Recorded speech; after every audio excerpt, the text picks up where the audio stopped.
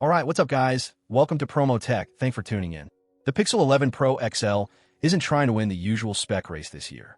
Instead, it's quietly shifting what fast and flagship actually mean, focusing on consistency, efficiency, and AI in ways that can make other premium phones feel outdated over time, without most people even realizing why.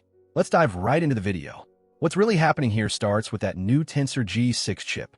On paper, a 7-core design sounds like a downgrade when everything else is pushing 8 or more, but that's exactly the point. Google isn't chasing peak scores anymore, it's chasing stability.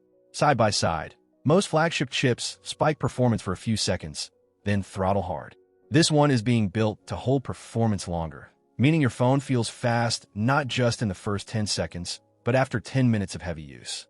That is a subtle change, but in real life, it's the difference between smooth and frustrating.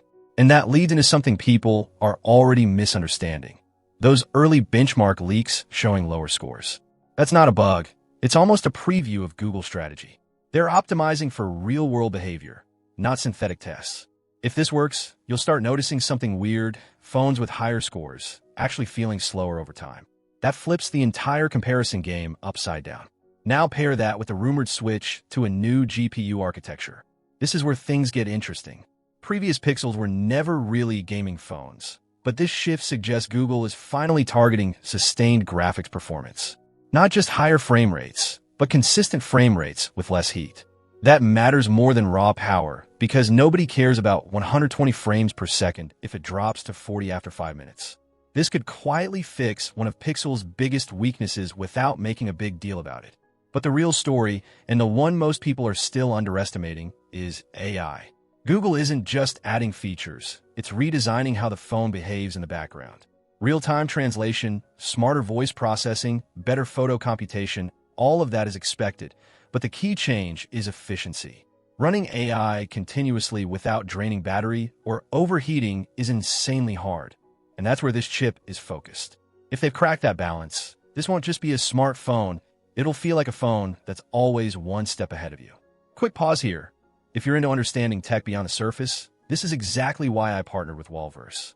It's not about hype or specs, it's about breaking down what actually matters in real-world usage, the same way we're doing here. I'll leave a link below if you want to check it out. Now here's where things get even more subtle. Thermal management.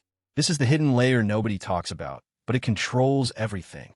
Google's entire approach with fewer cores, higher efficiency, and AI optimization points to one goal: keeping the phone cool under pressure. Because once a phone heats up, everything drops: performance, battery, even camera processing speed. If the Pixel 11 Pro XL stays cooler longer, it could outperform faster phones simply by not slowing down. And when you connect all of this together, you start seeing the bigger picture. This isn't just a new Pixel. It's Google quietly redefining what users should expect from a flagship. Less about short bursts of power, more about long-term consistency, intelligence, and reliability. And if this direction actually works, other brands might be forced to follow, whether they admit it or not. By the way, quick real talk. Over 70% of you watching aren't subscribed. If you're into this kind of deeper breakdown, not just specs, but what they actually mean, consider subscribing. It's more like joining a community that actually understands tech instead of just reacting to it.